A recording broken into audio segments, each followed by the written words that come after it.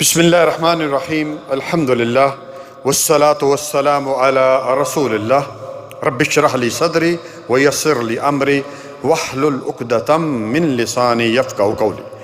ایک سال کے گناہوں کے کفارے والا روزہ۔ پہلے میں آپ کو نفل روزے کی 3 احادیث سناؤں گا، پھر 4 احادیث آپ کو محرم کے روزے کے بارے میں بتاؤں گا، اور پھر میں آپ کو اہل سنت والجماعت سنی حضرات کے لیے ایک میسج چھوڑوں گا۔ آئیے سنتے ہیں۔ صحیحین یعنی بخاری و مسلم، سیدنا ابو سعید رضی اللہ تعالی عنہ کہتے ہیں، سمعت رسول اللہ صلی اللہ علیہ وسلم یقول من صام یوما فی سبیل اللہ بعد اللہ وجہ عن النار 70 خریفہ، او کما قال صلی اللہ علیہ وسلم، متفق علیہ۔ بخاری مسلم کی روایت ہے، جس نے اللہ کی راہ میں ایک روزہ رکھا، اللہ تعالیٰ اسے یعنی اس کے چہرے کو 70 سال کی مسافت کے برابر جہنم کی آگ سے دور کر دے۔ اللہ اکبر، اتنا بڑا اجر۔ اور مسلم میں سیدنا ابو ہریرہ رضی اللہ تعالیٰ عنہ روایت کرتے ہیں، حدیث قدسی ہے، قال رسول اللہ صلی اللہ علیہ وسلم، قال اللہ تعالی کل عمل ابن آدم له الا الصیام فإنه لی وآنا اجزی بہ۔ رسول اللہ صلی اللہ علیہ وسلم کا فرمان، اور اللہ تعالیٰ فرماتا ہے آدم کے بیٹے کا ہر عمل اس کے لیے سوائے روزے کے، روزہ میرے لیے ہے اور میں ہی اس کا اجر دوں گا۔ سبحان اللہ۔ تیسری حدیث نبی صلی اللہ علیہ وآلہ وسلم نے فرمایا، ترمذی میں ہے، من صام یوما فی سبیل اللہ جعل اللہ بینہ وبین النار خندقا کما بین السماء والارض۔ رواہ ترمذی، کہ آپ صلی اللہ علیہ وآلہ وسلم نے فرمایا جو ایک روزہ رکھتا ہے یعنی نفل روزہ، اللہ تعالیٰ اس کے اور جہنم کے درمیان خندق کھود دیتے ہیں جس کی لمبائی زمین اور آسمان کے برابر ہے۔ اللہ اکبر، اتنا بڑا اجر۔ پیارے بھائیوں، نبی صلی اللہ علیہ وسلم نے عاشورہ کے روزوں کے بارے میں، محرم کے روزوں کے بارے میں کیا فرمایا؟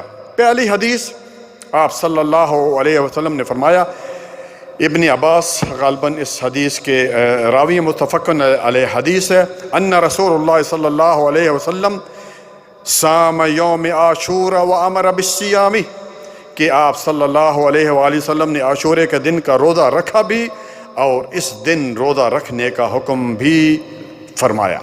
دوسری حدیث رسول اللہ صلی اللہ علیہ وآلہ وسلم نے فرمایا، مسلم یہ حدیث ہے، افضل الصیام بعد رمضان شہر اللہ المحرم، رمضان کے روزوں کے بعد یعنی فرض روزوں کے بعد سب سے افضل روزے محرم کے روزے ہیں۔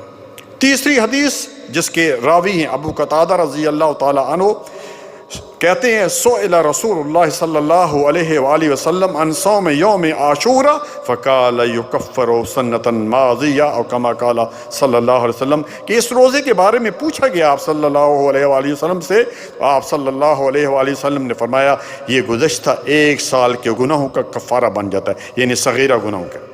اللہ اکبر۔ چوتھی حدیث نبی صلی اللہ علیہ وآلہ وسلم نے فرمایا، ابن عباس رضی اللہ عنہما اس حدیث کے راوی ہیں، لئن بقیت الی قابل لأصومن تاسعا، کہ اگر میں اگلے سال زندہ رہا تو 9 محرم کا روزہ بھی رکھوں گا تاکہ یہودیوں کے ساتھ مشابہت نہ ہو۔ اتنا بڑا اجر چھوڑ کر ہم غیر شرعی کام کریں؟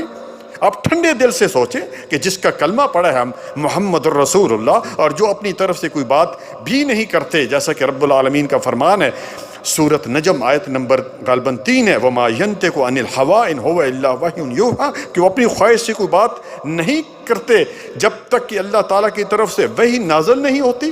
کائنات کے امام جناب محمد رسول اللہ سب کہیں صلی اللہ علیہ وسلم تو ہمیں روزہ رکھنے کا حکم دیں اور خود بھی روزہ رکھیں، اور ہم 9ویں اور 10ویں محرم کو دن میں سبیلیں لگائیں، شربت تقسیم کریں، لوگوں کو بریانیاں، چاول اور دیگیں کھلائیں۔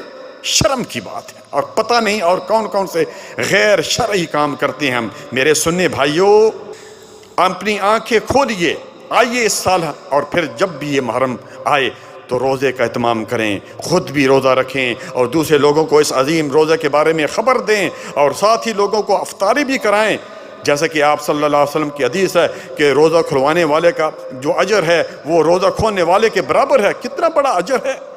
آئیے آج اس سنت کو زندہ کرتے ہیں، اور جس طرح آپ صلی اللہ علیہ وسلم نے ایک جگہ فرمایا کہ افطر عندکم الصائمون، کہ تمہارے ہاں روزہ دار افطار کریں، کھانا کھائیں، تو پھر اس کا اجر کتنا ہے کہ نوری مخلوق آپ کے لیے دعائیں کرتی ہے۔ صحیح حدیث ہے بھائی، کتنے فرشتے ہیں وہ آپ کے لیے دعائیں کر رہے ہیں، جو کسی کو روزہ کھلواتا ہے، کھانا کھلاتا ہے۔ اللہ اکبر۔ اسی طرح میرے بھائیو، اس روزے کے بارے میں جو ہے 1 یا 2 دن روزہ رکھنے سے، دیکھیے 1 یا 2 دن روزہ رکھنے سے انسان مرتا نہیں۔ آج تک میں نے نہیں سنا کہ روزہ سے کوئی مر گیا ہو۔ اور رمضان مبارک کے جو ہم 30 روزے بھی تو رکھتے ہیں۔ اور پیارے بھائیوں، میں مسجدوں کے امام، خطیب اور جہاں تک میری آواز پہنچ رہی ہے ان سے گزارش کروں گا، ابھی سے لوگوں کو روزے کی رغبت دلائیں، اور اس مہینے میں جو سب سے فضیلت والا کام ہے ان کو بتائیں کہ وہ روزے رکھنا ہے۔ اسی طرح پیارے بھائی، عاشورہ کا نام آتا ہے نا تو گھبرا جاتے ہیں کہ بڑی بلا ہے۔ عاشورہ کا مطلب کیا ہے؟ 10 محرم کو عاشورہ کہتے ہیں، بس اس کا اور کوئی نہیں۔ اسی طرح ایک بات مجھے یاد آ گئی کہ بہت سارے لوگ جن کو اتنا دینی علم نہیں ہے وہ یہ سمجھتے ہیں کہ 10ویں محرم کے روزے کا تعلق سیدنا حسین رضی اللہ تعالیٰ عنہ سے ہے۔ میرے بھائی، یہ بات ٹھیک نہیں ہے، بلکہ یہ روزہ تو 4 یا 5 ہزار سال پہلے کا ہے۔ موسیٰ علیہ السلام کے زمانے سے یہ روزہ چلا آ رہا ہے۔ جیسے کہ آپ صلی اللہ علیہ وآلہ وسلم جب مکہ سے مدینہ ہجرت کر کے گئے اور دیکھا کہ یہودی رکھتے ہیں تو ان سے پوچھا ما ھذا، کہ یہ کیا ہے، کیوں تم روزہ رکھتے ہو؟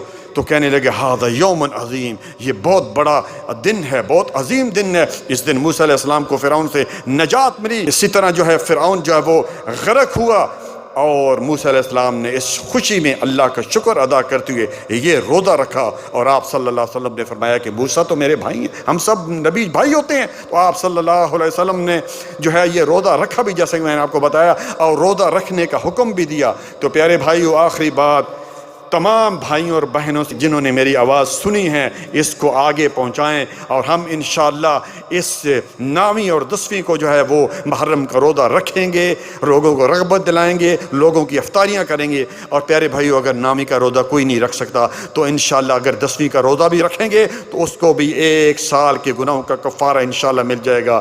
اللہ تعالیٰ سے دعا ہے کہ اللہ تعالیٰ ہمیں نبی صلی اللہ علیہ وسلم سے سچی محبت، ان کی باتوں پر عمل کرنے کی توفیق عطا فرمائے۔ وصلی اللہ علی نبینا محمد وعلی آلہ واصحابہ، جزاکم اللہ خیرا، بارک اللہ فیک، السلام علیکم ورحمۃ اللہ وبرکاتہ۔ Islamic Research Center.